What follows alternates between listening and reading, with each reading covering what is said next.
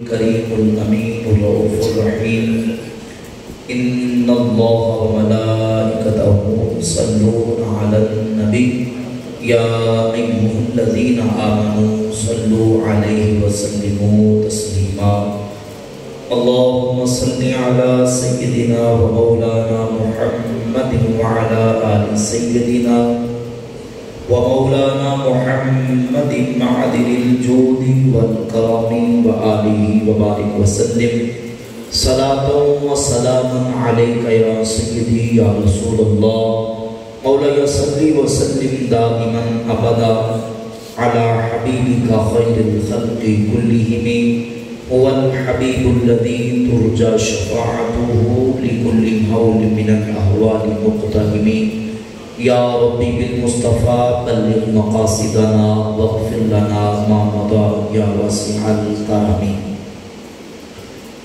اللہ رب العالمین جل وعلا وحدہ الکریم کی حمد و ثنا نبی پاک صاحب اولاد تاجدار انبیاء حبیب کبریا احمد مجتبی حضرت محمد مصطفیٰ صلی اللہ تعالی علیہ وعلا آلہ واصحابہ وبارک وسلم کی بارگاہ اقدس میں درود و سلام کا ہدیہ پیش کرنے کے بعد معزز و محتشم سامعین و حاضرین برادران اسلام، ماہانہ درس قرآن و حدیث کی آپ کی مسجد میں جو محفل منعقد ہوتی ہے، آج اس سلسلہ وار ماہانہ درس قرآن و حدیث کی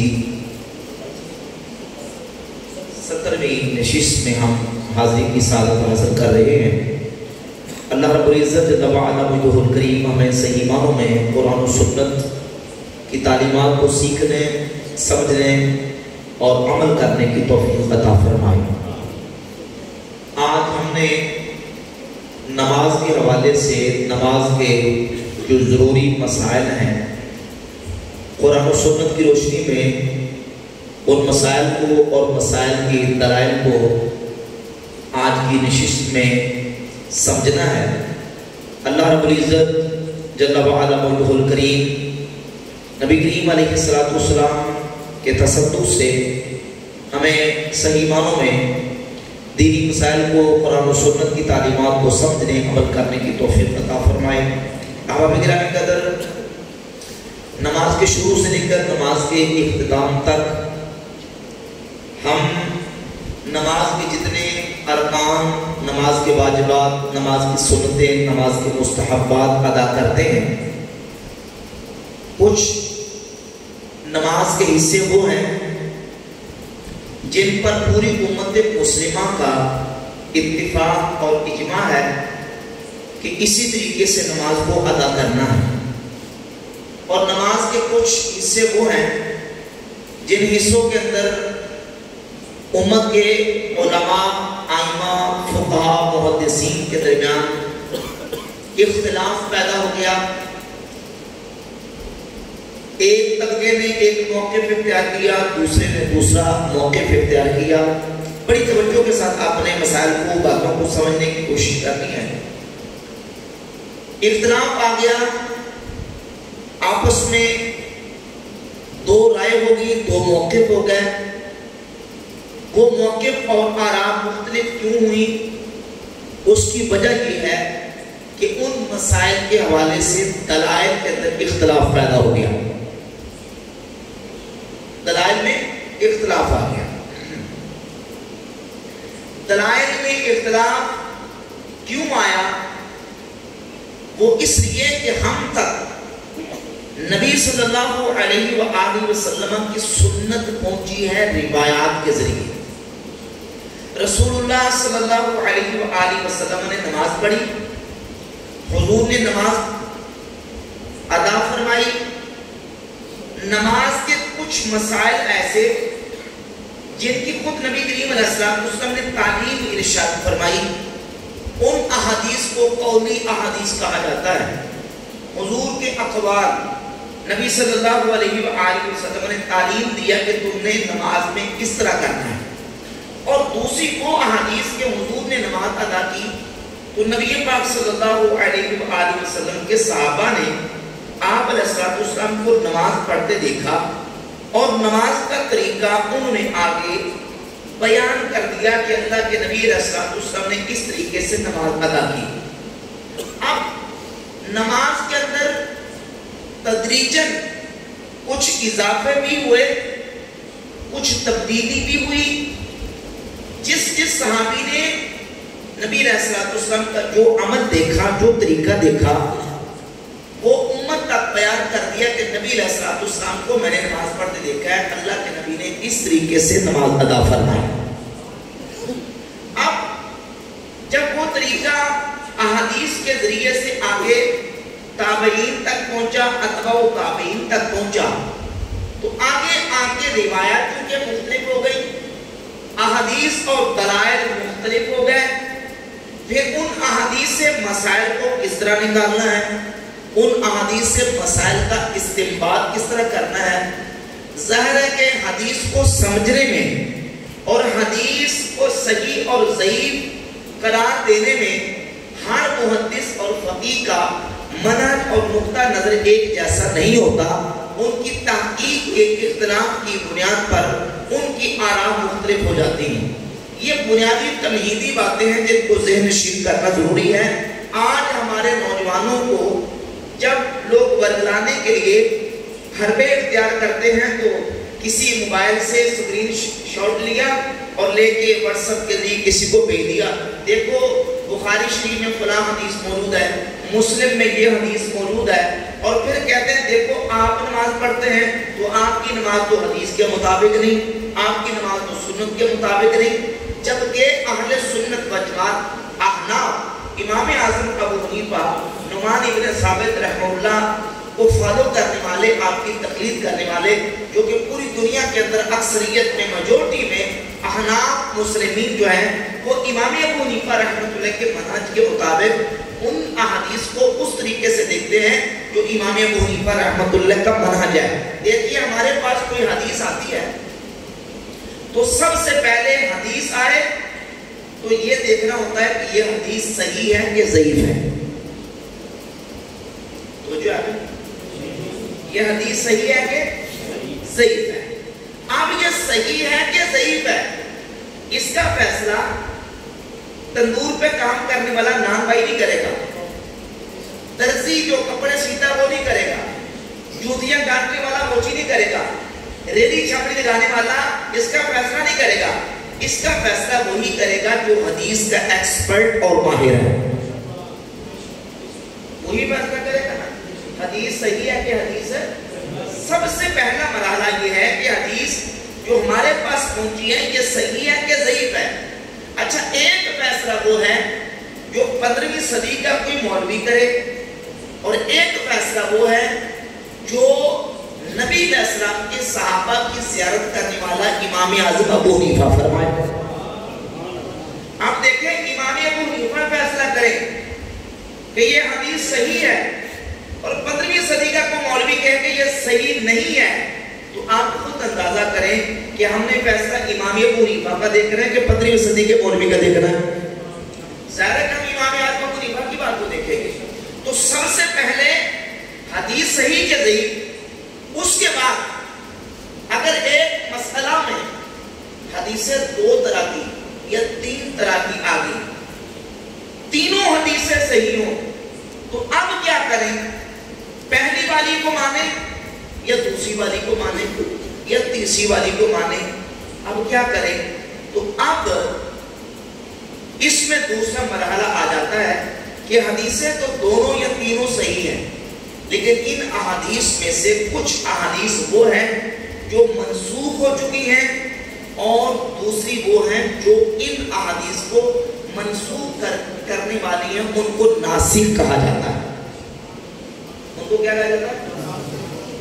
ناسخ۔ مثال کے طور پہ اس کی ایک مثال میں آپ کے سامنے رکھتا ہوں۔ یہ میرے پاس صحیح بخاری حدیث کی کتاب موجود ہے، اس میں 224 225 226 اور 2471 نمبر 4 مقامات پہ حدیث موجود ہے 2 صحابہ سے کہ نبی کریم صلی اللہ علیہ وآلہ وسلم ایک مقام پہ تشریف لے گئے، قام فبالا وتوضا، نبی علیہ السلام کھڑے ہوئے اور آپ نے کھڑے ہو کے وہاں پیشاب فرمایا، اور پھر اس کے بعد آپ نے وضو کیا، کھڑے ہو کے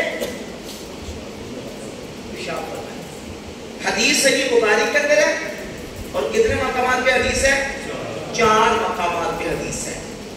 یہی حدیث صحیح مسلم کے اندر موجود ہے کہ نبی صلی اللہ علیہ وآلہ وسلم ایک مقام پہ آئے، وہاں آپ نے کھڑے ہو کے پیشاب فرمایا اور اس کے بعد آپ نے وضو فرمایا۔ بخاری اور مسلم کے اندر یہ صرف یہی حدیثیں موجود ہیں۔ اب کیا شروع کرتے کھڑے ہو کے پیشاب کرنا یا دوسری احادیث کو دیکھیں گے؟ تو دوسری احادیث کو بھی دیکھیں گے۔ ان احادیث میں سے ہمارے پاس جامع ترمذی، یہ میرے ہاتھ میں موجود ہے جامع ترمذی، اس میں حدیث نمبر 12 ہے۔ امام ترمذی نے اس حدیث کی ہیڈنگ اور چیپٹر کا عنوان قائم کیا ہے کہ کھڑے ہو کے پیشاب کرنے کی ممانعت کا بیان۔ کھڑے ہو کے پیشاب کرنا منع ہے، اور اس میں حدیث لکھا ہے ام المؤمنین سیدتنا عائشہ صدیقہ رضی اللہ تعالی عنہا فرماتی ہیں من حدثکم ان النبی صلی اللہ علیہ وآلہ وسلم یبول قائما فلا تصدقوه ما کان یبول الا قائلا۔ اگر تم میں کوئی شخص یہ بیان کرے، تمہارے سامنے یہ حدیث بیان کرے کہ نبی صلی اللہ علیہ وآلہ وسلم کان یبول قائما، حضور کھڑے ہو کے پیشاب فرمایا کرتے تھے، فلا تصدقوه، تم اس کی تصدیق نہ کرو، ما کان یبول الا قائلا، حضور تو بیٹھ کر ہی پیشاب فرمایا کرتے تھے۔ اب حدیثیں آ گئی ایک طرف کھڑے ہو کے پیشاب کرنے کی اور دوسری طرف بیٹھ کے پیشاب کرنے کی۔ اب کیا کریں؟ دونوں پر عمل کریں، دونوں کو چھوڑ دیں، یا فیصلہ کریں؟ تو اس میں میرے محدثین علماء نے فیصلہ کیا۔ ایک فیصلہ امام ابو عوانہ بہت بڑے محدث ہیں، ان کی کتاب یہ حدیث کی مسند ابی عوانہ پہلی جلد میں انہوں نے لکھا کہ یہ جو سیدہ عائشہ صدیقہ رضی اللہ تعالیٰ عنہ حدیث بیان کر رہی ہیں، یہ حدیث ناسخ ہے اور پہلی حدیث سے منسوخ ہے، جس میں کھڑے ہو کے پیشاب کرنے کا بیان ہے۔ کھڑے ہو کے پیشاب کرنے والا عمل منسوخ ہے اور بیٹھ کے پیشاب کرنے والا عمل ناسخ ہے، لہذا سنت یہی ہے کہ بندہ بیٹھ کے پیشاب کرے۔ پہلا مرحلہ تھا کہ حدیث صحیح ہو، دوسرا مرحلہ حدیث تو صحیح ہے لیکن حدیثیں مختلف آ گئی، تو اس میں پھر یہ ہوتا ہے کہ یہ دیکھا جاتا ہے کہ ناسخ کون سی ہے، منسوخ کون سی ہے۔ اگر ناسخ منسوخ کا پتہ نہ چل سکے تو جو حدیث کا ایکسپرٹ ہوتا ہے، ماہر ہوتا ہے، وہ یہ دیکھتا ہے کہ ان حدیث میں سے کس حدیث کو راجح قرار دیا جائے، کس کو ترجیح دی جائے، اس حدیث کو ترجیح دی جائے گی۔ اور اگر راجح مرجوح بھی صورت نہ ہو تو پھر ایسی صورت بنائیں کہ جتنی حدیثیں ایک مسئلہ کے بارے میں آئی ہیں ان تمام احادیث کے مطابق عمل ہو جائے، کوئی حدیث بھی چھوٹنے نہ پائے۔ اب اس کو کہتے ہیں تطبیق بین الروایات، احادیث اور روایات کے درمیان مطابقت پیدا کرنا، تطبیق کرنا، تاکہ ایسا عمل کیا جائے اس مسئلہ کے متعلق جتنی احادیث آئی ہیں ساری کی ساری احادیث پر عمل ہو جائے۔ اب دیکھیے نماز کے مسائل، ہمارے نوجوانوں کو ایک حدیث سکھا دی جاتی ہے اور یہ ہمارے اپنے نوجوانوں کی کوتاہی ہے کہ وہ اصل میں اپنے عقیدے اور اپنے مسلک کا علم حاصل نہیں کرتے، نتیجتاً پھر یہ ہوتا ہے کہ جو آگے بات سناتا ہے اس کے پیچھے لگ پڑتے ہیں۔ دیکھیے ہم نماز میں سب سے پہلے جو عمل کرتے ہیں تو نماز شروع کرتے وقت ہم اللہ اکبر کہہ کے اپنے ہاتھوں کو اٹھاتے ہیں۔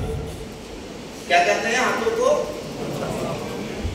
اب سوال یہ پیدا ہوتا ہے کہ ہاتھوں کو اٹھانا ہے، کہاں تک اٹھانا ہے، کتنا اٹھانا ہے اور کیسے اٹھانا ہے؟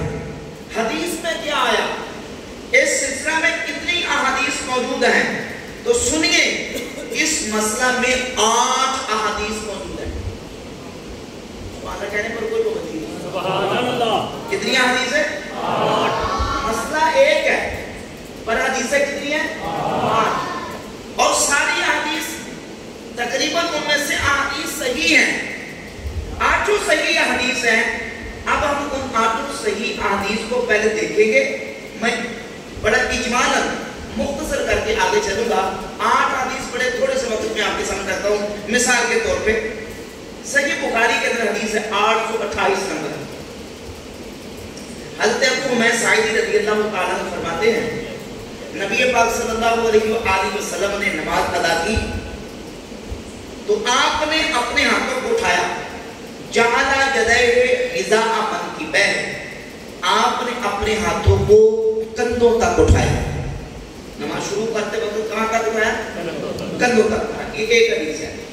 دوسری حدیث صحیح مسلم 665 اور 666 866 نمبر حدیث ہے. حضرت مالک بن حویرث فرماتے ہیں نبی پاک علیہ الصلوۃ والسلام نے نماز پڑھی تو آپ نے جب نماز پڑھی آپ نے اپنے ہاتھوں کو اٹھایا حتی یحاذی بہما اذنیہ، حتیٰ کہ آپ کے ہاتھ کانوں کے برابر ہو گئے. کتنی ہو گئی؟ حتی یحاذی بہما اذنیہ، حتیٰ کہ آپ کے ہاتھ کانوں کی لو کے برابر ہو گئے. اور تیسری حدیث وائل ابن حجر صحابی سے صحیح مسلم کے اندر 896 نمبر ہے. فرماتے ہیں حضور نے نماز پڑھی تو اپنے ہاتھوں کو اٹھایا حیال اذنیہ، آپ کے ہاتھ کانوں کے برابر ہو گئے. اور چوتھی حدیث ہے حضرت وائل ابن حجر سے سنن نسائی کے اندر 890 نمبر حدیث ہے. حدیث ہے حتی حاذتا باذنیہ، نبی پاک علیہ السلام کے ہاتھ کانوں کے برابر ہو گئے. عبداللہ ابن زبیر صحابی سے مسند احمد ابن حنبل میں 15667 یعنی 67 نمبر حدیث ہے. وہ فرماتے ہیں حضور نے نماز پڑھی حتی جاوز بہما اذنیہ، نبی کریم علیہ السلام کے ہاتھ کانوں سے تجاوز کر گئے. ہاتھ کانوں سے تجاوز کر گئے. حضرت براء بن عازب سے مسند ابی یعلا میں 1692 نمبر حدیث ہے. وہ فرماتے ہیں کہ نبی پاک صلی اللہ علیہ وآلہ وسلم جب نماز پڑھتے میں نے حضور کو نماز پڑھتے دیکھا. رأیت ابہامہ قریبا من اذنیہ، میں نے دیکھا حضور کے انگوٹھے کانوں کی لو کے قریب ہو گئے. کانوں کی لو کے قریب ہو گئے. اور وائل ابن حجر سے سنن ابی داؤد میں 728 نمبر حدیث ہے. وہ فرماتے میں حضور کی بارگاہ میں سرکار کو ملنے کے لیے گیا. میں نے صحابہ کو دیکھا یرفعون ایدیہم الی صدورہم، صحابہ اپنے ہاتھ نماز شروع کرتے وقت صحابہ اپنے ہاتھوں کو سینے تک اٹھایا کرتے تھے.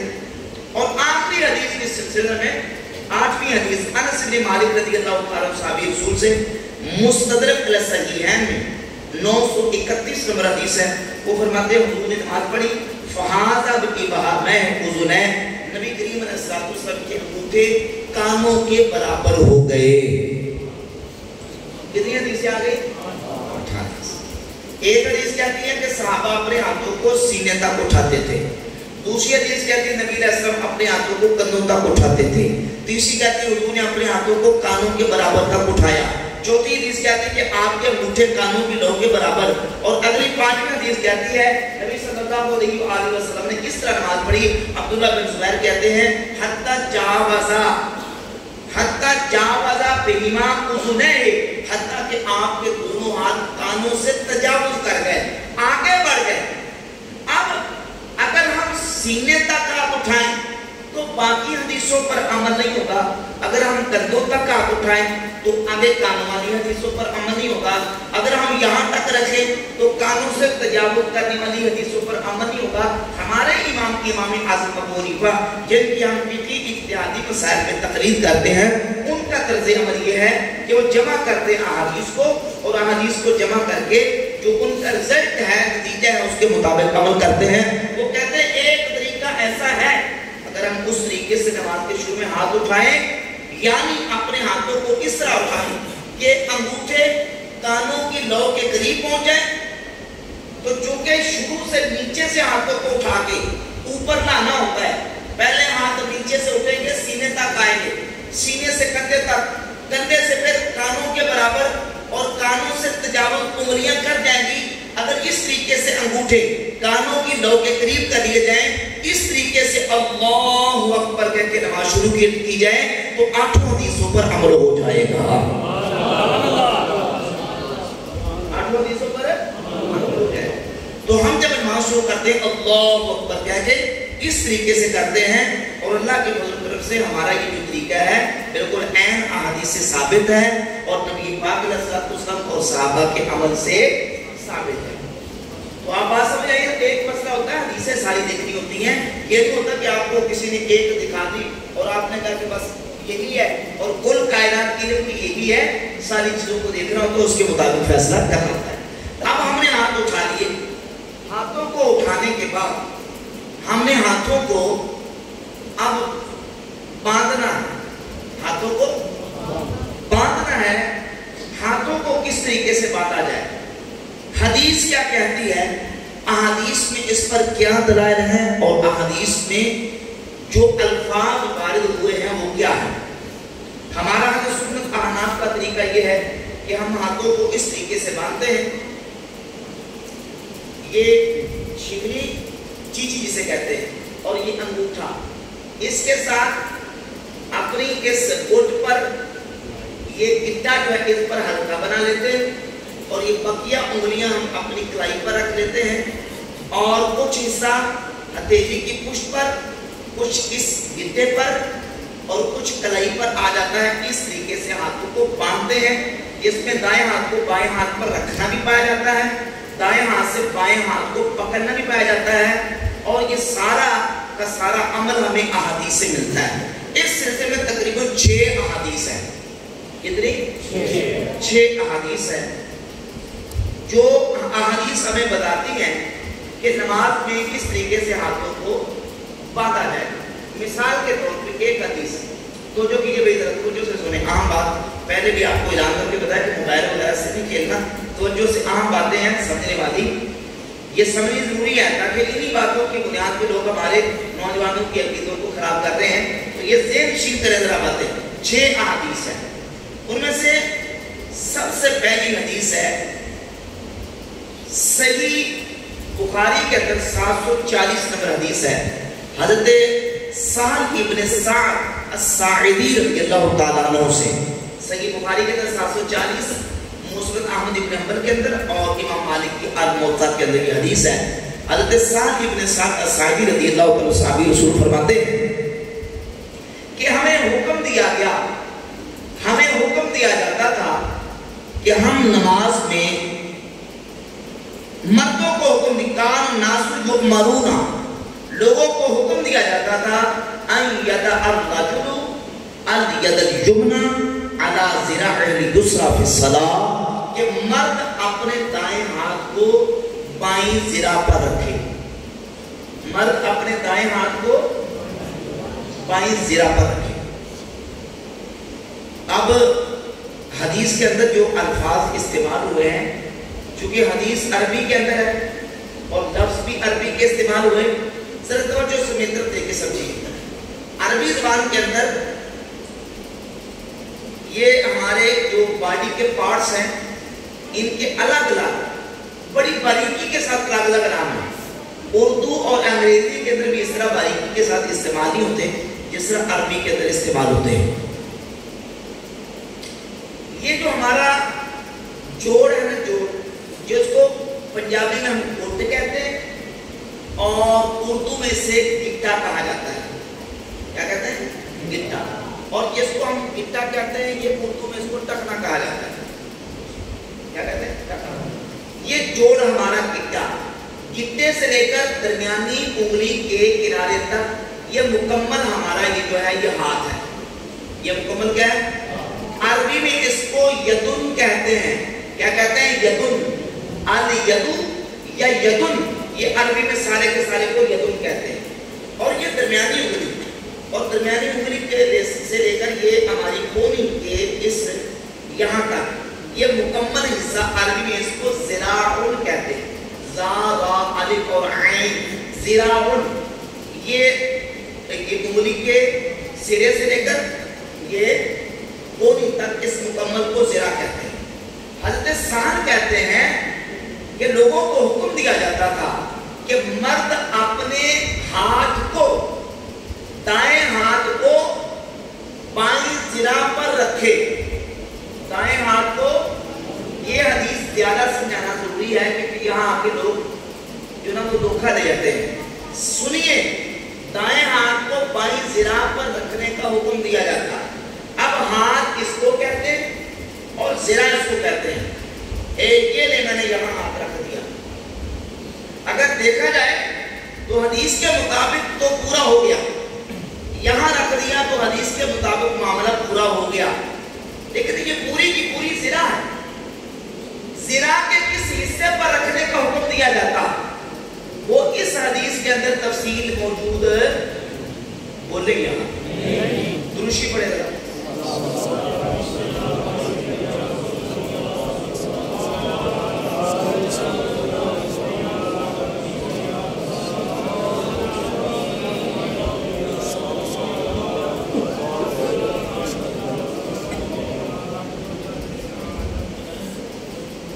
دائیں ہاتھ کو بائیں ذراع پر رکھنے کا حکم دیا جاتا.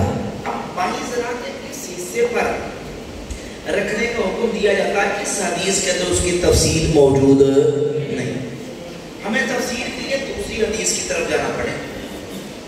تو اس سلسلہ میں صحیح بخاری کے اندر 1198 نمبر حدیث کے اوپر 1198 نمبر حدیث سے اوپر امام بخاری تعلیقاً ایک حدیث لے کے آئے جس کی سند المصنف لابن ابی شیبہ کے اندر موجود ہے. عبداللہ ابن عباس صحابی رسول فرماتے ہیں مولا علی جب نماز پڑھتے تو سیدنا علی المرتضیٰ نماز میں اپنے دائیں ہاتھ کو بائیں ہاتھ کے جوڑ پر رکھا کرتے تھے. دائیں ہاتھ کو بائیں ہاتھ کے جوڑ پر رکھا کرتے تھے. اور تیسری حدیث صحیح ابن خزیمہ کے اندر 480 نمبر حدیث ہے. حضرت سیدنا وائل ابن حجر رضی اللہ تعالیٰ سے صحیح سند کے ساتھ 480 نمبر حدیث ہے. حضرت وائل ابن حجر فرماتے ہیں کہ میں نے ایک دن ارادہ کیا کہ میں نبی کریم صلی اللہ علیہ وآلہ وسلم کی نماز کو دیکھوں کہ حضور کس طرح نماز ادا فرماتے ہیں. تو میں نے نبی پاک صلی اللہ علیہ وآلہ وسلم کی نماز کو دیکھا. آپ صلی اللہ علیہ وآلہ وسلم نے اس طریقے سے نماز ادا کی. فرماتے ہیں کہ ثم وضع یدہ الیمنی, پھر آپ نے دایاں ہاتھ رکھا کہاں؟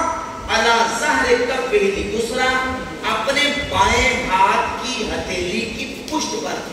یہ بائیں ہاتھ کی جو ہتھیلی ہے یہ اس کا اندر والا حصہ ہے اور یہ اس کا باہر والا حصہ ہے. عربی میں اس کو باطن الکف کہتے ہیں اور عربی میں اس کو ظاہر الکف کہتے ہیں. کہتے ہیں میں نے دیکھا اپنے دائیں ہاتھ کو بائیں ہاتھ کی ہتھیلی کی پشت پر ونسخے اور جوڑ پر وساعدے اور کلائی پر رکھا.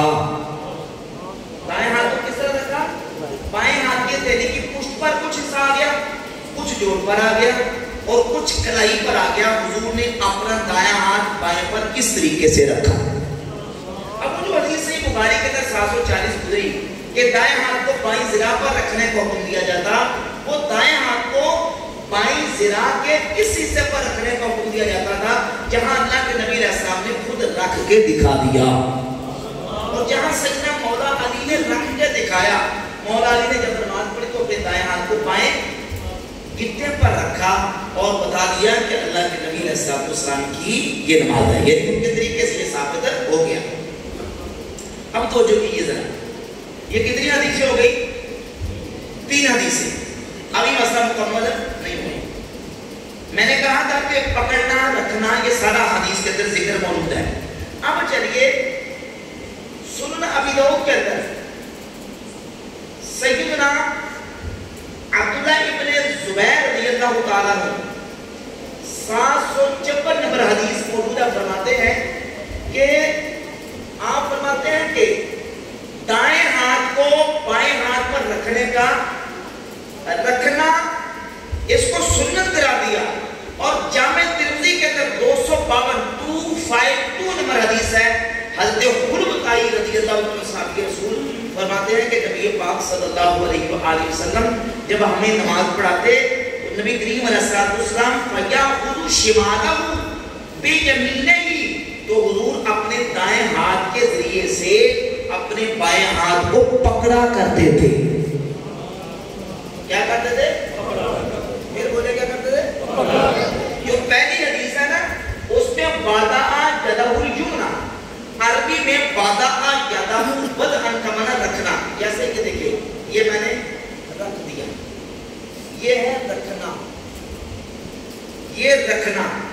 اور آخذ یاخذ اخذا، اس کا معنی پکڑنا. معنی کیا ہے؟ پکڑنا. اور ایک ہے امسک یمسک امساک، اس کا معنی بھی ہے روک لینا یا پکڑ لینا. اب 1770 نمبر حدیث صحیح ابن حبان کے اندر موجود ہے. سیدنا عبداللہ ابن عباس رضی اللہ تعالیٰ عنہ فرماتے ہیں نبی پاک صلی اللہ علیہ وآلہ وسلم نے فرمایا ہم نبیوں کا گروہ ہیں، ہمیں حکم دیا گیا کہ ہم اپنی سحری کو تاخیر سے کریں اور اپنے روزوں کو جلدی افطار کریں. وَأَن نُمْسِكَ بِأَيْمَانِنَا عَلَى شَمَائِلِنَا فِي صَلَاتِنَا، اور ہمیں حکم دیا گیا کہ ہم اپنے دائیں ہاتھ کے ذریعے سے اپنے بائیں ہاتھ کو اپنی نمازوں میں پکڑیں، اپنے دائیں ہاتھ کے ذریعے سے بائیں کو روکیں. آخذ یاخذ اخذا پکڑنا، امسک یمسک امساک روکنا، اور وضع یدہ وضعا رکھنا. اب یہ حدیث کے اندر تینوں قسم کے الفاظ آئے ہیں کہ دائیں ہاتھ کو بائیں پر رکھا جائے، دائیں کے ذریعے سے بائیں کو پکڑا جائے، دائیں کے ذریعے سے بائیں کو روکا جائے. اب ہم نے یہ کرنا ہے ان ساری کی ساری احادیث کے مطابق عمل کرنا ہے. اور اس کا طریقہ یہ ہے کہ اس طرح دائیں ہاتھ کے ذریعے سے بائیں ہاتھ کے گٹ اور کلائی اور ہتھیلی کی پشت پر اس طریقے سے اس چنگری اور اس انگوٹھے اور چنگری کے ساتھ اس طرح ہلکا بنا لیں اور یہ تین انگلیوں کو اس طرح پٹی پہ رکھ لیں اور اس طریقے سے ہاتھوں کو رکھیں گے تو اللہ کے فضل سے ساری حدیثوں پر عمل ہو جائے گا. بات یہ ہے اب یہ ہوتا ہے کہ ایک عمل کو ساری حدیثوں سے ہم نے لینا ہوتا ہے کہ حدیث کے اندر کیا کیا الفاظ وارد ہوئے اور کس طریقے سے حدیث کے اندر اس کا بیان کیا گیا. اب اس کے بعد ہاتھوں کو پکڑ لیا تو پکڑ کے ہاتھوں کو یہاں رکھنا ہے، یہاں رکھنا ہے یا ناف کے نیچے رکھنا ہے. تو اس سلسلہ میں ہمارے پاس جو احادیث آئی ہیں ان میں سے ایک حدیث میں آپ کے سامنے یہ المصنف لابن ابی شیبہ المتوفى 235 ہجری امام بخاری کے استاد اپنی کتاب المصنف لابن ابی شیبہ میں جلد 3 صفحہ 320 پر 3959 نمبر حدیث لے کے آئے ہیں. سیدنا وائل ابن حجر رضی اللہ عنہ صحابی رسول فرماتے ہیں رأیت النبی صلی اللہ علیہ وآلہ وسلم، میں نے نبی کریم علیہ السلام کو دیکھا، حضور نے نماز پڑھی، وضع یمینہ علی شمالہ فی الصلاۃ تحت سرہ. آپ علیہ السلام نے نماز اس طرح پڑھی کہ حضور نے اپنے دائیں ہاتھ کو بائیں ہاتھ پر ناف کے نیچے رکھا، دائیں ہاتھ کو بائیں ہاتھ پر ناف کے نیچے رکھا. اور اسی طرح سیدنا مولا علی سے مسند احمد ابن حنبل میں اور سنن البیہقی میں اور سنن ابی داؤد کے اندر حدیث ہے. مولا علی فرماتے ہیں کہ سنت یہ ہے وضع الکف الکف فی الصلاۃ تحت سرہ، دائیں ہاتھ کی ہتھیلی کو بائیں کی پشت پر ناف کے نیچے اس انداز سے رکھا جائے، دائیں ہاتھ کو بائیں پر رکھ کے ناف کے نیچے اس طریقے سے رکھا جائے. یہ سنت مبارکہ ہے مولا علی کی حدیث سے. اسی طرح حضرت ابو ہریرہ کی حدیث بھی ہے، وائل ابن حجر کی حدیث سے یہ معلوم ہوا کہ اپنے دائیں ہاتھ کو بائیں ہاتھ پر اس طرح رکھ کے ناف کے نیچے باندھنا یہ سنت مبارک ہے. ٹھیک ہو گیا. اب ہاتھ بندھ گئے، ہاتھ بندھے تو اب ہم نے قراءت کرنی. کیا کرنی ہے؟ امام نے قراءت کرنی ہوتی ہے. کل نمازیں ہم جماعت کے ساتھ جو پڑھتے ہیں وہ 9 ہیں. کتنی نمازیں ہیں؟ بول کے کہیں کہ مجھے ذرا آسانی ہوگی کہ آپ سمجھ آپ کو آ رہی ہے. آ رہی کہ نہیں آ رہی؟ کتنی نمازیں ہم جماعت کے ساتھ پڑھتے ہیں؟ 9 نمازیں. کون کون سی؟ فجر، ظہر، عصر، مغرب، عشاء، جمعہ، عیدین اور نماز تراویح. نماز کتنی ہوگی؟ 2 عیدیں، جمعہ، تراویح، 4 اور 5 وہ نمازیں کتنی ہوگی؟ 9. ان 9 نمازوں میں سے 7 نمازیں وہ ہیں جس میں امام قرآن پاک اونچی آواز میں پڑھتا ہے، اور 2 نمازیں وہ ہیں جس میں امام آہستہ آواز میں قرآن پاک کی تلاوت کرتا ہے. ٹھیک ہو گیا؟ اب چونکہ جو نمازیں جماعت کے ساتھ پڑھی جاتی ہیں اور امام قرات کی اونچی آواز سے کرتا ہے وہ زیادہ ہے، تو پہلے مسئلہ ان کا ہم حل کریں گے کہ آیا جب امام قرآن پاک بلند آواز سے پڑھ رہا ہو تو ایسی صورت میں پیچھے جو مقتدی کھڑا ہوتا ہے وہ امام کے پیچھے قرآن پاک کی تلاوت کرے گا یا کہ نہیں کرے گا؟ اسے امام کی قرآن پاک کی تلاوت کرنے کی صورت میں پیچھے امام کے قرآن پاک پڑھنے کی اجازت ہے یا نہیں؟ تو سب سے پہلے ہمارے پاس دلیل ہے اللہ کا قرآن. سب سے پہلے دلیل کس سے دی ہے؟ سب سے بڑی دلیل مسلمان کے پاس قرآن ہے. قرآن سے بڑی کوئی دلیل نہیں ہے. تو قرآن مجید کی سورۃ الاعراف کی آیت 204 میں اللہ رب العزت نے ارشاد فرمایا وَإِذَا قُرِئَ الْقُرْآنُ فَاسْتَمِعُوا لَهُ وَأَنصِتُوا لَعَلَّكُمْ تُرْحَمُونَ. اور جب قرآن پڑھا جائے فَانصِتُوا تو فرمایا پس چپ رہو،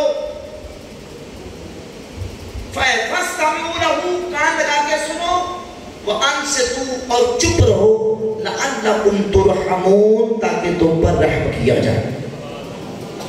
کب چپ رہنا ہے؟ جب قرآن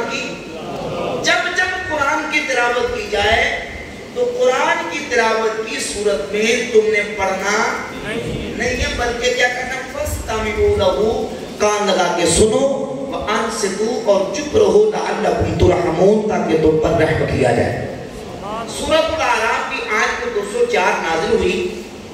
اس آیت کے حوالے سے غیر مقلدین کے بہت بڑے پیشوا ابن تیمیہ نے اپنے مجموع الفتاوی کی جلد نمبر 22 کے صفحہ 295 پہ یہ لکھا قال احمد، امام احمد ابن حنبل نے فرمایا اجمع الناس علی انہا نزلت فی الصلاۃ، لوگوں کا اس بات پر اجماع اور اتفاق ہے کہ سورۃ الاعراف کی آیت نمبر 204 یہ نماز کے بارے میں نازل ہوئی ہے.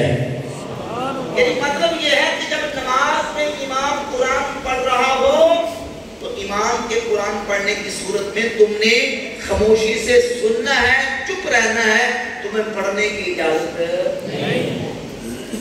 یہ تو تھا قرآن پاک سے مسئلہ. اب آ جائیں احادیث کی طرف. تو اس سلسلہ میں صحیح مسلم کے اندر 905 نمبر حدیث اور اسی طرح حضرت ابو ہریرہ رضی اللہ تعالیٰ عنہ سے سنن نسائی کے اندر 922 نمبر اور سنن ابن ماجہ کے اندر 846 نمبر حدیث ہے. حضرت ابو موسیٰ اشعری صحیح مسلم کی حدیث ہے جس میں یہ نبی پاک صلی اللہ علیہ وآلہ وسلم نے فرمایا اذا قال غیر المغضوب علیہم الضالین، جب امام غیر المغضوب علیہم الضالین پڑھ لیں فقولوا آمین تو تم آمین کہو، وَإِذَا قَرَأَ فَأَنصِتُوا جب امام قرآن پڑھے تو تم چپ رہو.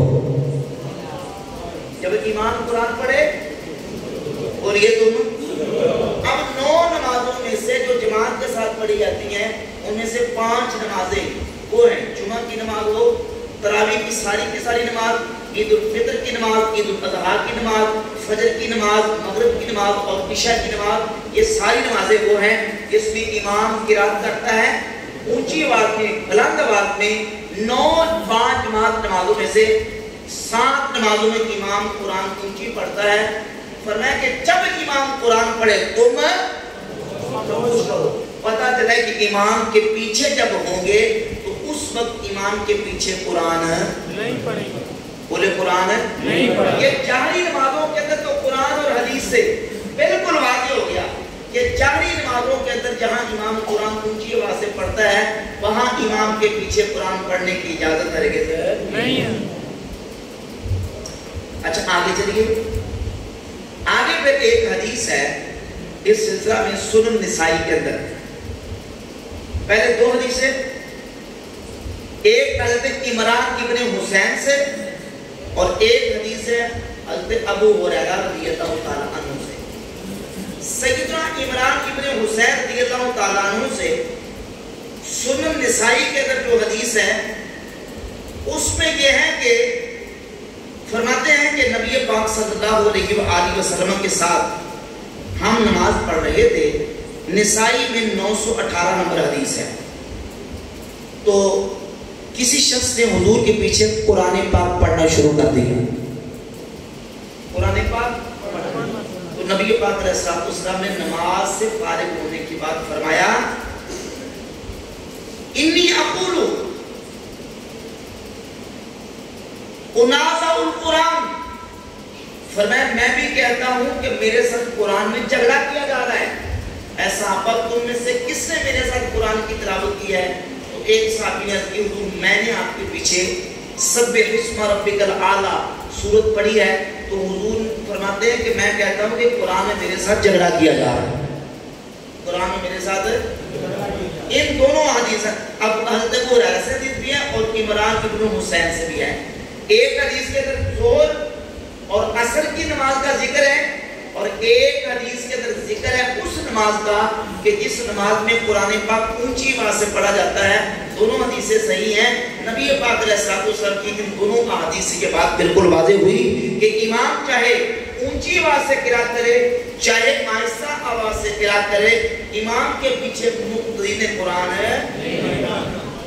اس سلسلہ میں سنن ابن ماجہ میں 850 نمبر حدیث ہے جس کو غیر مقلدین کے ناصر الدین البانی نے حسن قرار دیا ہے، اور وہ حدیث حضرت جابر رضی اللہ تعالیٰ عنہ سے وہ فرماتے ہیں کہ رسول اللہ صلی اللہ علیہ وآلہ وسلم نے فرمایا من کان لہو امام فإن قراءۃ الامام لہو قراءۃ، جس کا امام ہو یعنی جو امام کے پیچھے نماز پڑھ رہا ہو تو امام کا قرآن پڑھ دینا ہی مقتدی کا قرآن پڑھ دینا ہے، یعنی امام کا قرآن پڑھنا مقتدی کے لیے کافی ہوگا، مقتدی کو امام کے پیچھے قرآن پڑھنے کی اجازت نہیں۔ یہ احادیث آگے اب اس کے مقابلے میں ایک حدیث بیان کی جاتی ہے۔ اب دیکھیں یہ وہ احادیث ہے جن احادیث کے اندر مقتدی کا بھی ذکر ہے، امام کے پیچھے نماز پڑھنے کا ذکر ہے، کوئی بات سمجھ آ رہی ہے نا؟ امام کے پیچھے نماز پڑھنے کا ذکر ہے، مقتدی کا ذکر ہے، امام کا ذکر ہے۔ اب اس کے مقابلے میں ایک حدیث بیان کی جاتی ہے کہ صحیح بخاری مسلم کے اندر حدیث ہے، نبی صلی اللہ علیہ وآلہ وسلم نے فرمایا جس نے نماز میں سورۃ الفاتحہ نہیں پڑھی اس کی نماز نہیں، جس نے سورۃ الفاتحہ نہیں پڑھی اس کی نماز نہیں۔ ہم کہتے ہیں بھائی اس حدیث کا تعلق امام کے پیچھے مقتدی کے ساتھ نہیں ہے، یہ تنہا اکیلے جب پڑھ رہا ہو اس وقت کی بات ہے کہ جب اکیلا تنہا نماز پڑھ رہا ہو تو اس وقت اس کو سورۃ الفاتحہ پڑھنا ضروری ہے۔ یہاں مقتدی کی بات، جن حدیثوں میں مقتدی کی بات ہو رہی ہے امام کا ذکر موجود ہے، مقتدی کا ذکر موجود ہے، ان احادیث میں موجود ہے کہ امام کے پیچھے قرآن کی تلاوت نہیں ہے۔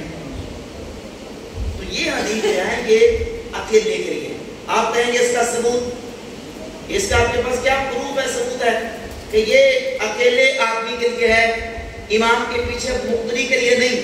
تو اس حوالے سے 3 دلائل میں آپ کے سامنے پیش کروں گا۔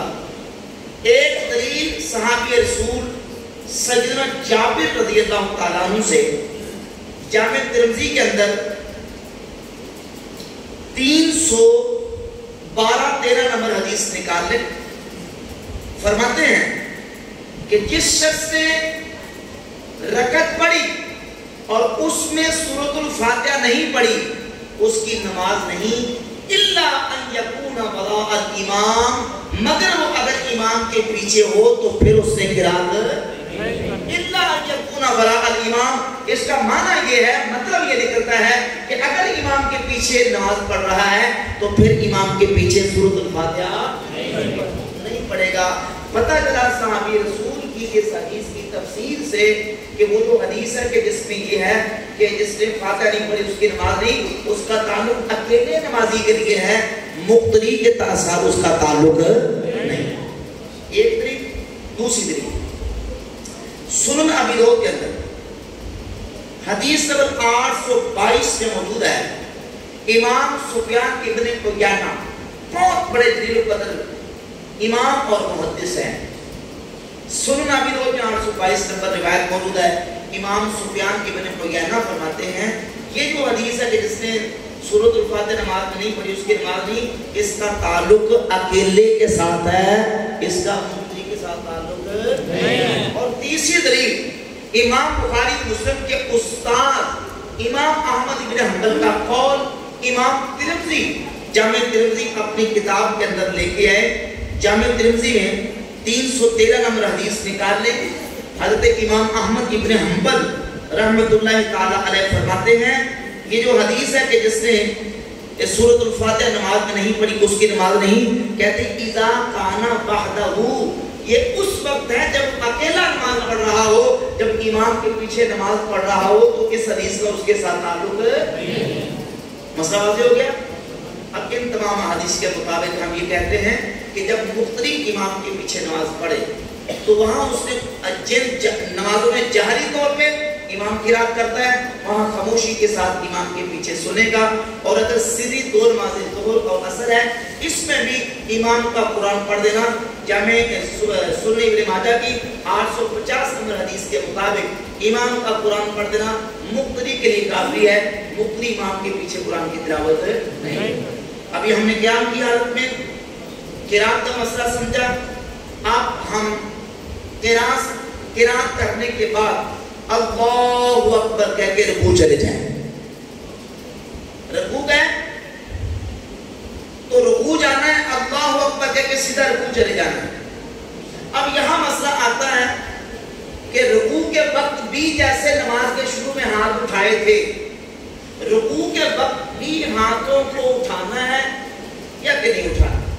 اور رکوع کرنے کے بعد پھر ہم اٹھیں گے تو کیا اٹھتے وقت رفع الیدین یعنی اپنے ہاتھوں کو اٹھانا یہ ہم اٹھائیں گے یا کہ نہیں اٹھائیں گے. تو ہمارا اہل سنت احناف کا امام اعظم ابو حنیفہ اور امام مالک رحمۃ اللہ تعالی علیہما دونوں بڑے ائمہ کا موقف یہ ہے کہ یہ جو ہاتھ اٹھائے ہیں یہ نماز کے شروع میں صرف اٹھانے ہیں, نماز کے شروع کے علاوہ باقی کسی مقام پہ اپنے ہاتھوں کو اٹھانا نہیں. پورے اٹھانا باقی کسی مقام پہ رفع الیدین نہیں کرنا. اب اس مقام پہ پھر وہ کہیں گے دیکھیے حدیثوں میں آیا ہے آمین بالجہد, آمین بالجہد ہے. چلیے یہ مسئلہ پورا کر. تو اب حدیثوں میں جو آیا ہے یہ مسئلہ زیادہ اہم ہے. ویسے مسئلے تو 101 مسئلے ہیں تو ترتیب کے ساتھ میں سلام تک نہیں جا سکوں گا کیونکہ تقریباً کتنے منٹ ہو گئے, مجھے 50 منٹ ہو گئے. کتنے منٹ ہو گئے؟ 50 منٹ. اور ڈبل 50 بھی ہونا تو یہ بات سلام تک پوری نہیں ہو سکتی. ظاہر ہے کہ ہر مسئلے کے اوپر پورے دلائل ہوتے ہیں, اپنے دلائل بھی ہوتے ہیں, مخالفین کیا دلائل دیتے ہیں ان کے جوابات کیا ہیں. یہ تو پورا ایک سمجھے چیپٹر ہے پورا. وہ ساری باتیں تفصیل کے ساتھ جتنی میں ضروری سمجھ رہا ہوں کہ ان پہ بات کرنا ضروری ہے کیونکہ یہ مسائل وہ ہیں کہ جن پر زیادہ ہمارے نوجوانوں کو اکسایا جاتا ہے. تو اب رکوع جاتے وقت اور رکوع سے اٹھتے وقت ہاتھوں کو نہیں اٹھانا, رفع الیدین نہیں کرنا. جس طرح میں نے تمہید میں عرض کیا کہتے ہیں حدیثوں میں آیا ہے تو بھئی حدیثوں میں آپ کے سامنے ساری پیش کر چکا ہوں. ہاتھوں کو کیسے اٹھانا ہے, ہاتھوں کو کیسے رکھنا ہے, ہاتھ کیسے باندھنے ہیں, اور سورۃ الفاتحہ کا مسئلہ آپ کے سامنے حدیث کی روشنی بیان کیا. اب جب ہم رفع الیدین کے حوالے سے احادیث کو دیکھتے ہیں تو حدیثوں میں آیا ہے, احادیث موجود ہیں کہ رکوع جاتے وقت بھی رفع الیدین احادیث میں موجود ہے, رکوع سے اٹھتے وقت بھی موجود ہے. لیکن یہاں سٹاپ نہ کریں, یہاں بریک نہ لگائیں, آگے بھی چلیں. احادیث کے اندر یہ بھی موجود ہے کہ نبی علیہ السلام نے سجدے جاتے وقت بھی ہاتھوں کو اٹھایا, سجدے سے اٹھتے وقت بھی رفع الیدین کیا, ہر اونچ نیچ پہ رفع الیدین کیا, پہلی رکعت کے وقت بھی رفع دین، تیسری رکعت کے شروع میں بھی رفع دین. تو ان مقامات پہ بھی ذکر موجود ہے. صرف رکوع والا موجود ہے، رکوع والا بھی ہے، سجدوں والا بھی ہے، دیگر مقامات والا بھی ہے. حدیثوں میں صرف آنا کافی نہیں، ہم نے حدیث کو جمع کر کے فیصلہ کرنا ہے. اور وہ فیصلہ امام اعظم ابو حنیفہ رحمۃ اللہ جو کہ دوسری صدی کے امام، سن 80 ہجری میں امام ابو حنیفہ کی ولادت ہوئی اور سن 150 ہجری میں امام ابو حنیفہ رحمۃ اللہ کی وفات ہوئی. اور ابھی امام بخاری مسلم پیدا بھی نہیں ہوئے. بخاری مسلم ترمذی ابو ابن ماجہ نسائی یہ ابھی پیدا بھی نہیں ہوئے تھے. امام ابو حنیفہ رحمۃ اللہ نے امام مالک المتوفی 179 ہجری انہوں نے یہ مسائل پہلے فیصلہ کر دیا اور اس پر دلائل قائم کیے. اور وہ دلائل اس اعتبار سے قائم کیے کہ نبی پاک صلی اللہ علیہ وآلہ وسلم کے صحابہ نے رسول اللہ صلی اللہ علیہ وآلہ وسلم کی نماز کو جو امت تک پہنچایا اور اس کو نقل کیا ہے، ان میں سے حضور کے وہ صحابہ. اب جیسے میں نے عرض کیا کہ محدث اور فقیہ کے سامنے جب حدیث آتی ہے پہلے وہ یہ دیکھتا ہے کہ حدیث صحیح ہے کہ ضعیف ہے، ناسخ ہے کہ منسوخ ہے، راجح ہے کہ مرجوح ہے. ٹھیک ہے نا؟ تو وہ ساتھ یہ بھی دیکھتا ہے کہ حدیث بیان کرنے والا صحابی صحابہ کے مراتب میں سے کس مرتبے پر کھڑا ہے. یعنی صحابی کا ضبط و اتقان اور صحابی کا مرتبہ، اس کی بنیاد پر بھی راجح مرجوح کا فیصلہ ہوتا ہے. اب جب ہم احادیث کو دیکھتے ہیں جن احادیث میں ترک رفع الیدین کا ذکر ہے، تو خلفائے راشدین کے بعد حضرت ابوبکر، عمر، عثمان، علی رضی اللہ تعالیٰ عنہ اجمعین، ان چاروں صحابہ کے بعد حضور کے جمیع صحابہ میں سے سب سے بڑا عالم صحابی حضرت عبداللہ ابن مسعود رضی اللہ تعالیٰ عنہ. اور عبداللہ بن مسعود رضی اللہ تعالیٰ، یہ میرے پاس صحیح بخاری ہے. صحیح بخاری کے اندر 4999 4999 نمبر حدیث ہے. عبداللہ ابن مسعود وہ صحابی ہیں کہ نبی پاک صلی اللہ علیہ وسلم نے ارشاد فرمایا، خذوا القرآن من اربعۃ، میرے 4 صحابہ سے قرآن سیکھو. کتنے صحابہ؟ 4 صحابہ. خذوا القرآن من اربعۃ من عبداللہ ابن مسعود و سعد بن ابی و معاذ بن جبل. حضور نے 4 صحابہ کا نام لیا، پہلا نمبر حضور نے عبداللہ بن مسعود کا بیان فرمایا. اسی طرح صحیح بخاری کے اندر 5000 نمبر حدیث ہے. سیدنا عبداللہ ابن مسعود رضی اللہ تعالیٰ عنہ فرماتے ہیں کہ اللہ کی قسم اصحاب رسول جانتے ہیں کہ میں رسول اللہ کے صحابہ میں سے سب سے زیادہ قرآن کو جاننے والا ہوں، کیونکہ میں نے قرآن کی 70 سے زیادہ سورتیں رسول اللہ کے مبارک منہ سے سیکھی ہوئی. اور وہ عبداللہ بن مسعود رضی اللہ تعالیٰ عنہ صحیح بخاری کے اندر 3762 نمبر حدیث ہے. سیدنا حذیفہ ابن یمان رضی اللہ تعالیٰ عنہ سے کسی نے پوچھا، عبد الرحمن بن زید کہتے ہیں تو جو بھی سألنا حذیفہ عن رجل قریب السمت والہدی من النبی صلی اللہ علیہ وآلہ وسلم، کہتے ہم نے صحابی رسول رازدار رسول حذیفہ بن یمان سے پوچھا، اے حذیفہ رسول اللہ کے صحابہ میں سے اس صحابی کا ذکر سناؤ، اس کا پتہ بتاؤ جس کا طور طریقہ رسول اللہ کے طریقے کے زیادہ ساتھ ملتا ہو، حضور کے زیادہ طریقے کے مطابق ہو، حتی ناخذ عنہ، تاکہ ہم اس سے دین سیکھیں. تو حضرت حذیفہ بن یمان نے کہا، ما عارف احدا اقرب سمتا وهدیا ودلا بالنبی صلی اللہ علیہ وآلہ وسلم من ابن ام عبد. تو پھر سنو، فرماتے ہیں میں نے عبداللہ بن مسعود سے بڑھ کر رسول اللہ کے طور طریقے کے قریب اور مطابق کسی کا طریقہ نہیں تھا. سبحان اللہ کہہ رہے ہیں، سبحان اللہ. اس لیے بڑی بات ہے، شان و بڑی محبت سے کہا کر سبحان اللہ.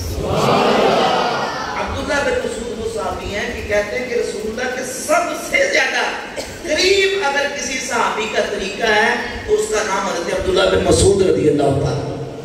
वो अब्दुल्लाह बिन मसूद रज़ी अल्लाह ताला लोगों के सामने तशरीफ फरमाते। ये जामे तिरमिज़ी के अंदर 257 नंबर, सुनन नसाई के अंदर 1026 नंबर और सुनन अबी दाऊद के 748 नंबर, मुस्नद अहमद इब्न हंबल के अंदर, अल मुसन्नफ इब्न शाबा के अंदर और असुल al-Bayhaqi के अंदर हदीस है। अब्दुल्लाह बिन मसूद वो सहाबी वो कहने लगे अला उसल्ली बिकुम सलात रसूलिल्लाह सल्लल्लाहु अलैहि वसल्लम, क्या मैं तुम्हें रसूलुल्लाह की नमाज पढ़ के दिखाऊं कि हुजूर किस तरह नमाज पढ़ते थे। फसल्ला, आपने नमाज पढ़ी, फलम यरफा यदैहि इल्ला फी अव्वल बर्रातिन, तो अब्दुल्लाह बिन मसूद ने पूरी नमाज पढ़ी, अल्लाहु अकबर कहके अपने हाथों को उठाया, बाकी पूरी नमाज में ना रुकू जाते, ना रुकू से उठते, ना सजदे जाते, ना सजदे से उठते, ना किसी नीच पर ना ऊंच पर किसी मकाम पे अपने हाथों को दोबारा उठाया नहीं और बता दिया कि ये अल्लाह के रसूल की नमाज। इमाम तिरमिज़ी इस हदीस को बयान करके कहते हैं कि हदीस इब्न मसूद हदीस हसन, अब्दुल्लाह बिन मसूद की हदीस हसन है। वबिही यक़ूलु गैरु वाहिद मिन अहलिल इल्मी मिन असहाब नबी सल्लल्लाहु अलैहि वसल्लम, अब्दुल्लाह बिन मसूद की इस हदीस जो उन्होंने बयान की है रसूलुल्लाह सल्लल्लाहु अलैहि वसल्लम की नमाज का तरीका, फरमाते इसी पर हुजूर के अहले इल्म सहाबा और अहले इल्म ताबईन का अमल है कि वो नमाज के शुरू के वक्त तो अपने हाथ उठाते थे, बाकी पूरी नमाज में रफ़्उ यदैन नहीं करते थे। अब सवाल ये पैदा होता है कि वो अहले इल्म सहाबा कौन है जो सिर्फ शुरू नमाज में करते थे, बाकी मकाम पे नहीं करते थे। तो आइए ये अल मुसन्नफ इब्न शाबा जिल्द नंबर 2 सफ़ा नंबर 416 हदीस नंबर 2457, सनद के रावियों का नाम सुन लें। इमाम अबू बकर इब्न शाबा, इमाम बुखारी के उस्ताद, वो मुहद्दिस वकी से, वकी बहुत बड़े मुहद्दिस हैं। वो अबू बकर नाशरी से बहुत बड़े इमाम और मुहद्दिस हैं। वो आसिम बिन कुलैब से बहुत बड़े मुहद्दिस हैं। वो कुलैब बिन शहाब ताबी से, बाद में इनको सहाबी भी लिखा है, और कुलैब बिन शहाब ताबी कहते हैं कि अन्ना अलीयन काना यरफ़ु यदैहि इज़ा तसला सुम्मा ला यऊदु, मौला अली जब नमाज पढ़ते थे तो नमाज शुरू करते वक्त अपने हाथों को उठाते, बाकी पूरी नमाज में मौला अली रफ़ा यदैन नहीं करते थे। बिल्कुल सही सनद के साथ एक रावी सिका और सही सनद के साथ ये रवायत मौजूद है। मौला अली का अपना अमल ये है कि वो शुरू नमाज के अलावा बाकी मकाम पे रफ़्उ यदैन। अच्छा, ये तो मौला अली का तरीका। तो मौला अली से जिन्होंने नमाज का तरीका सीखा वो क्या करते थे, अबू इसहाक ताबी बयान करते हैं, 2461 नंबर रवायत है, कहते हैं काना असहाबु अब्दुल्लाह व असहाबु अली, मौला अली के शागिर्द और अब्दुल्लाह बिन मसूद के शागिर्द ला यरफ़ऊना ऐदियहुम इल्ला फी इफ्तिताह सलात, वो भी शुरू नमाज करते वक्त तो रफ़ा यदैन करते थे, बाकी पूरी नमाज में रफ़ा यदैन करते। बस समझ आ गई। अच्छा, और उसके अलावा बाकी अहले इल्म सहाबा, उनमें से सैयदना उमर इब्न खत्ताब फारूक आज़म रज़ी अल्लाह अन्हु खलीफा दुम, रिवायत नंबर 2469, असवद ताबी ये कहते हैं सल्लैतु मअ उमर, मैंने खुद हज़रत उमर के साथ नमाज पढ़ी, फलम यरफ़ा यदैहि फी शैइन मिन सलातिही, जब हज़रत उमर ने नमाज पढ़ी तो नमाज के शुरू के अलावा इल्ला ही नब्तदा सलात, नमाज के शुरू के अलावा बाकी मकाम पे हज़रत उमर ने हाथ उठाए नहीं, रफ़्उ यदैन किया नहीं। मालूम हुआ कि जिन अहादीस के अंदर रफ़्उ यदैन का जिक्र मौजूद है वो मतरूक है और आखिरी अमल रसूलुल्लाह सल्लल्लाहु अलैहि वसल्लम का और हुजूर के अहले इल्म सहाबा का और सहाबा के बाद ताबईन का और फिर इमाम आज़म अबू हनीफा और इमाम मालिक रहमतुल्लाह ताला अलैहिमा, इन दोनों बड़े आइमा का यही मौक़िफ़ है। और आज पूरी दुनिया के अंदर अक्सरियत मुसलमानों की जो कि हनफी हैं वो भी इसी पर आमिल हैं, और इमाम मालिक के जो मुक़ल्लिदीन और पैरोकार मवालिका वो भी इसी पर आमिल है कि नमाज के शुरू के अंदर तो हाथ उठाते हैं, बाकी किसी मकाम पे हाथ नहीं उठाते। यही तरीका मसनून और यही राजे और यही सुन्नत है। गुफ्तगू मैंने इस पर अपनी मुकम्मल करनी है। दोस्त बैठे हैं, नौजवान भी काफ़ी साथी हैं, अगर किसी दोस्त ने मेरी गुफ्तगू पर یا اس سے ہٹ کر کوئی بات سوال پوچھا تو پوچھ سکتے 1 گھنٹہ پورا ہو گیا